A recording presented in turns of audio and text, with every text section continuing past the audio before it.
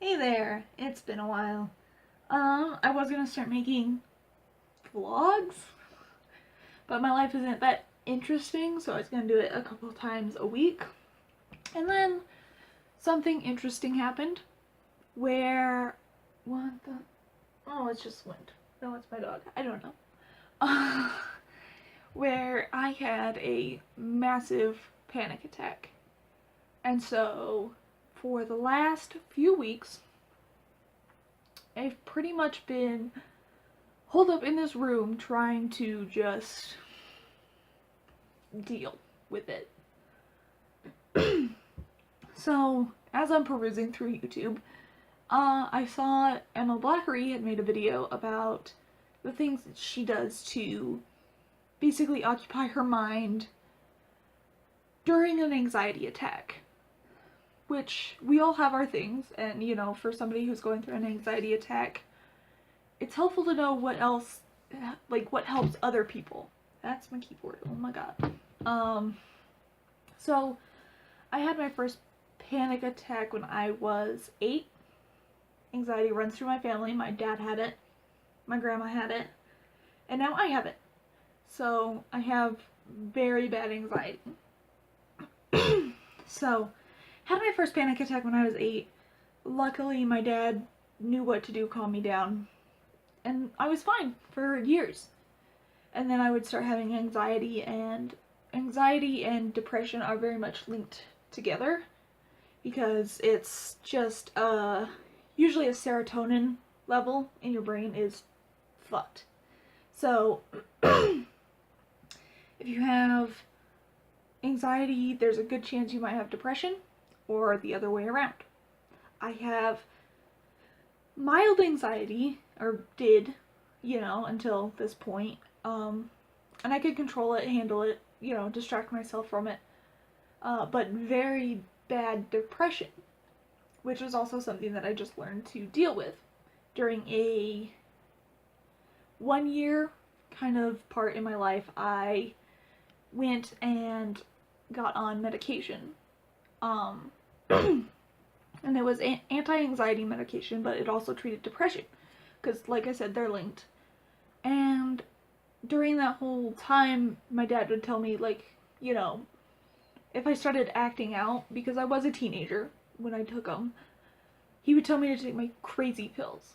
Because at, that time, when I didn't take them, I would act strange. Not someone like a general member of society. And so I decided that I didn't want to be labeled crazy for not taking them. But I also at that moment realized how much they changed me.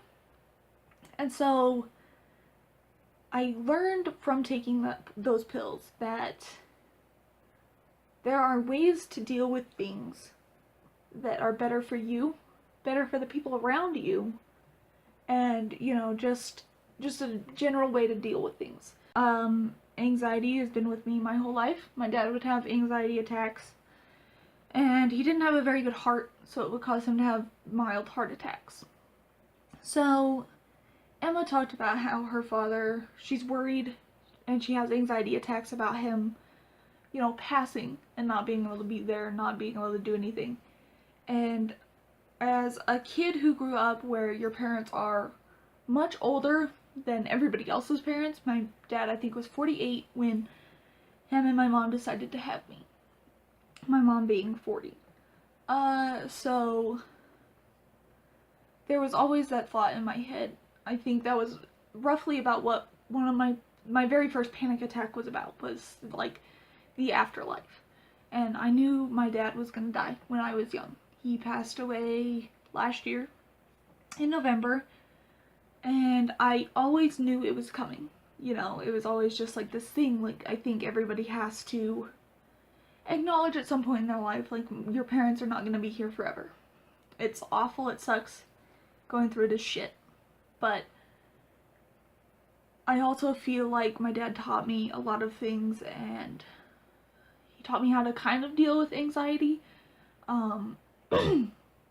My mom, she learned a lot of stuff on how to help people with anxiety because of him.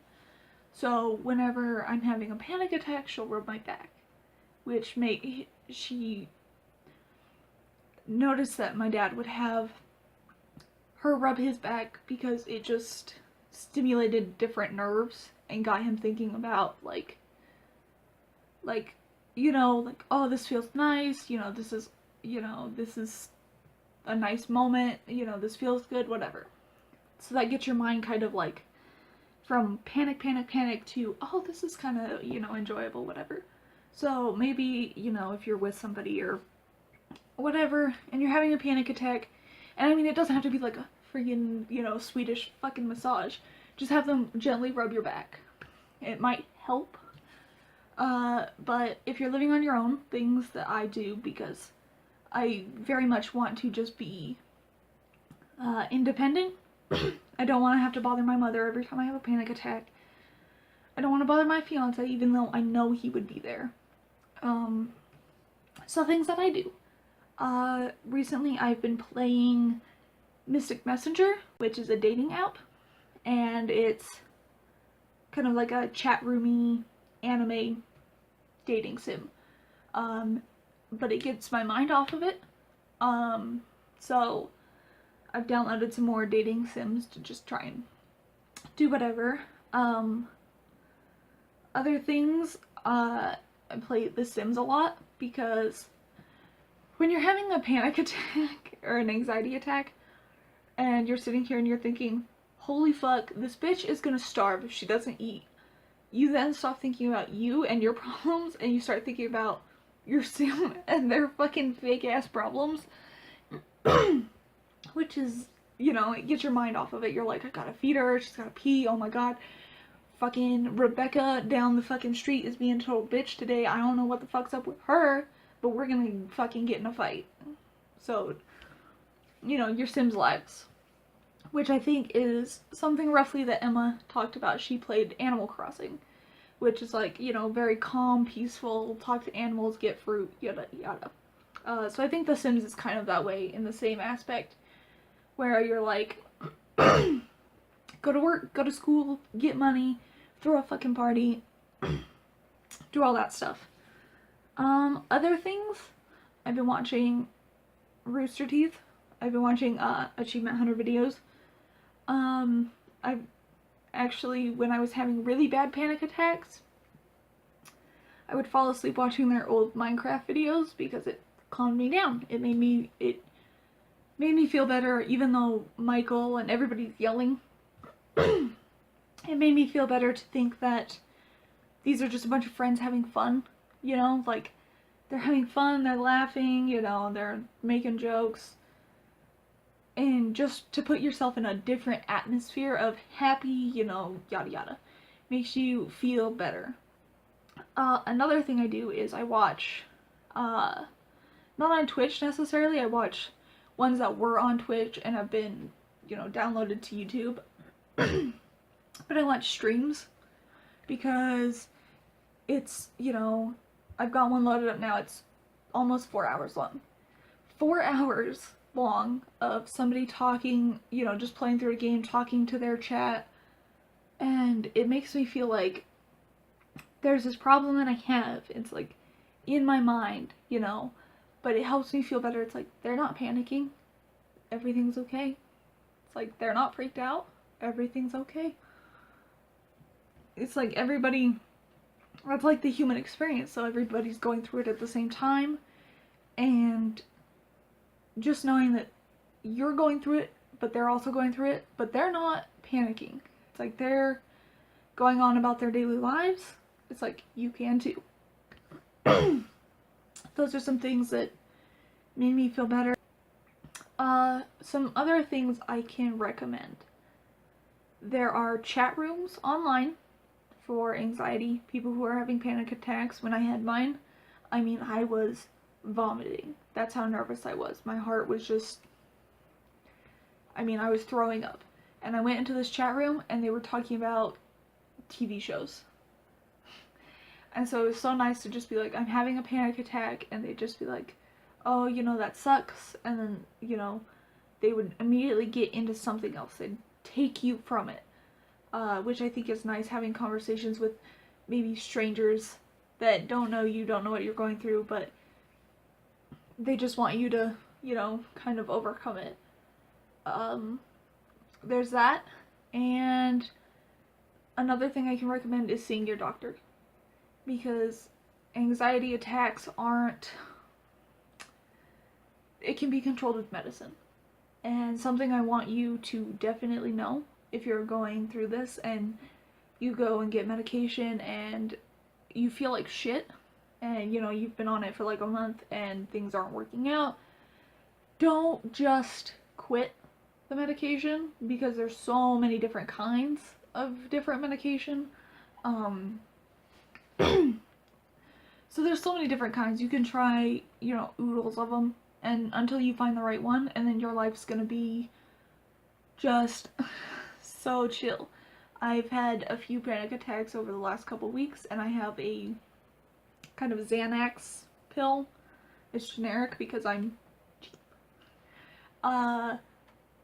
And that's for panic attacks only. So, I mean, you're gonna want something. I also have a pill that I take every day. And I was on a different pill, and it made me feel like crap. I mean, I looked at my hand one night, I woke up in the middle of the night, looked at my hand, and I had to really think to myself, do I have 6 fingers or 5? And I could not count them. So I stopped taking those pills, got on a different pill, and we'll see how that goes. But talk to your doctor, talk to your family. If you think something's wrong, don't just go through it alone.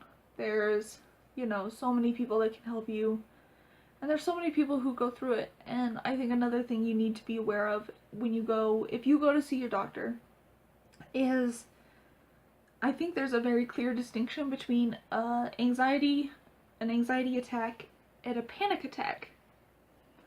I think anxiety is just, you know, a mild flutter of your heart and your nerves, and you're kind of just energetic. I do this a lot when I'm having a panic attack because I'm trying to like work the energy out. I think an anxiety attack is when you start getting those thoughts in your mind, like Emma said, that start snowballing into like catastrophic, and you're like, oh my god, you know, like you're like, what do I do? What do I do? What do I do? And then a panic attack is you've gone past thinking. Like anxiety, you're still kind of there, and then a panic attack is that's the only thing in your mind. Currently is the anxiety attack has taken over, and the bad thoughts are the only thoughts that you can hear.